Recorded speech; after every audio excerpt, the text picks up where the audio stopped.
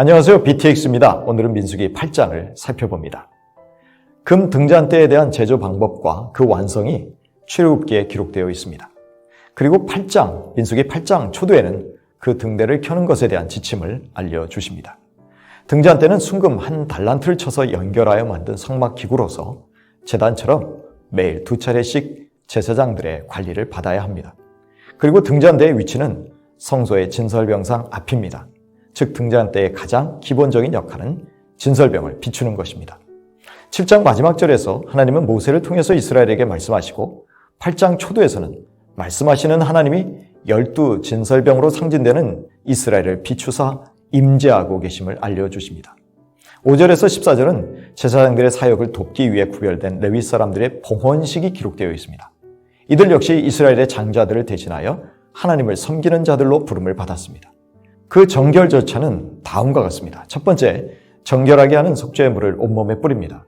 속죄의 물은 물두멍에 물 혹은 붉은 소를 태운 재를 섞은 물로서 레위인들의 봉헌을 위하여 특별히 준비된 물로 추정됩니다. 두 번째는요, 온몸에 털을 삭도로 밀고, 세 번째, 옷을 빨아 입습니다. 그리고 네 번째, 번제물, 속죄제물, 그리고 곡식 제물을 준비한 후 다섯 번째, 회막 앞에서 이스라엘 백성들의 안수를 받습니다. 백성들이 안수하는 절차는 제사장 때에는 없었던 것입니다. 레위인들에게 모든 이스라엘 백성이 안수함으로 성막에서 레위인들이 하나님을 섬기는 것이 이스라엘 백성의 장자들이 해야 할 일을 대신하는 것임을 인정하는 것입니다. 한편 백성들이 레위인들에게 안수함으로 레위인들을 자신들의 대속제물로 삼습니다. 여섯 번째, 그리고 레위인들은 아론에 의하여 하나님께 흔들어 바치는 제물이 됩니다. 일곱 번째, 레위 사람들 역시 수소 2마리의 손을 얹어 자신들의 속죄제와 번제의 대속제물로 삼습니다. 그리고 이들은 제사장들 앞에서 하나님께 요제로 드려짐으로 온전히 하나님께 구별된 소유가 됩니다. 이런 절차를 통해서 이스라엘의 장자를 대체하는 레위인들이 하나님을 섬길 준비를 갖추게 된 것입니다. 레위 사람들은 이스라엘 자손의 죄를 대신 속하여 주므로 백성들이 성소에 접근할 때에 재앙을 받지 않게 하는 역할도 하였습니다. 즉 레위 사람들이 이스라엘 사람들의 죄에 대한 대가 혹은 속전을 지불하게 하므로 그들의 죄를 대속하여 주는 역할을 한 것입니다. 따라서 이스라엘 모든 회중의 장자를 대신하여 성소의 일을 돌보았던 레위인들을 이스라엘 백성은 최선을 다해서 후원해야 했습니다. 물론 이들을 위해서 기도할 뿐 아니라 이 사역을 제대로 수행할 수 있도록 경제적으로 어려움이 없도록 물질적으로 도와야 했습니다. 그렇다면 이 시대의 레위인은 누구입니까? 구약의 레위인들은 속죄의 물로 씻고 짐승의 피로 속죄를 받아 구별되어 하나님을 섬겼습니다. 한편 그리스도의 피로 죄 씻음을 받고 세상에 나아가서 하나님과 이웃을 섬기는 우리 모두가 레위인들입니다. 구약시대 제사장이나 레위인들과 달리 신약시대 목사나 선교사들이 더 하나님께 가까이 다가갈 수 있는 특권을 가진 것이 아닙니다. 우리는 God-man이 아닙니다. 오로지 우리 예수님만이 God-man이시고 우리의 유일한 중보자가 되십니다. 그러므로 누구든지 직접 예수님을 통하여 하나님께 기도하여 응답 받으십시오. 여러분의 왕같은 제사장의 권세를 사용하십시오. 우리 모두는 그럴 자격이 있는 사람들입니다. 디모데전서 2장 5절입니다. 하나님은 한 분이시오.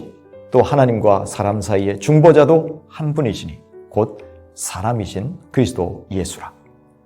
레위인들은 25세가 되면 성막 일을 시작하고 50세가 되면 은퇴를 하게 되어 있었습니다. 그러나 4장에서는 레위인의 직무가 30세에 시작된다고 기록되어 있습니다. 아마도 25세부터 견습생으로 성소를 출입하다가 30세부터 정식으로 일하게 된 것으로 봅니다. 비록 은퇴하였더라도 도움이 필요한 현직 레위 사역자들을 도와야 했습니다. 이처럼 하나님은 레위인들로 하여금 인생의 황금기에 하나님을 섬기게 하셨고 은퇴 후에도 회막에서 돕는 직무를 계속해야 했습니다. 그리하여 그의 일생이 진정 하나님께 온전히 바쳐지게 한 것입니다. 성소의 등잔대는 이스라엘의 12지파를 상징하는 12개의 떡이 진설되어 있는 떡상을 비추게 되어 있었습니다. 하나님의 완전한 임재가 이스라엘 백성과 함께하고 있음을 날마다 상기시키신 것입니다. 하나님은 이렇게 이스라엘 백성을 향하여 자기의 얼굴을 비추시고 그의 백성에게 복을 주시기를 원하셨습니다. 그렇다면 하나님이 임재하실 수 있도록 이스라엘 백성은 누구보다 거룩에 힘써야 했습니다. 왜냐하면 악인은 주님과 함께 머물지 못하기 때문입니다. 물론 하나님은 죄와 부정으로 얼룩진 백성들을 용서하시고 깨진 관계를 회복하시기 위해서 제사 제도와 성막을 만드셨습니다. 그리고 거기에서 섬길 제사장들과 레위인들을 구별하셨습니다. 그러나 하나님의 백성은 속죄를 위한 제사 제도에 의존하기보다 말씀에 따라 순종하는 것이 우선되어야 했습니다. 그래서 다윗은 하나님은 제사를 기뻐하시지 않는다고까지 말합니다. 시편 51편 16절입니다. 주께서는 제사를 기뻐하지 아니하시나니 그렇지 아니하면 내가 드렸을 것이라. 주는 번제를 기뻐하지 아니하시나이다. 하나님께서 구하시는 제사는 상한 심령이라. 하나님이여 상하고 통회하는 마음을 주께서 멸시하지 아니하시리이다. 다윗은 마음이 중요하다고 거듭 강조합니다. 그 마음은 완벽하게 거룩한 상태가 아니라 죄인임을 인정하고 하나님의 긍휼을 구하는 상한 심령을 가리킵니다. 하나님의 은혜를 갈구하는 겸손한 마음으로 하나님의 말씀 앞에 가까이 다가서야 합니다. 그렇게 우리가 성경을 읽고 묵상하면서 하나님을 더 깊이 만나 거룩하신 하나님과 함께 살아가기를 힘써야 할 것입니다.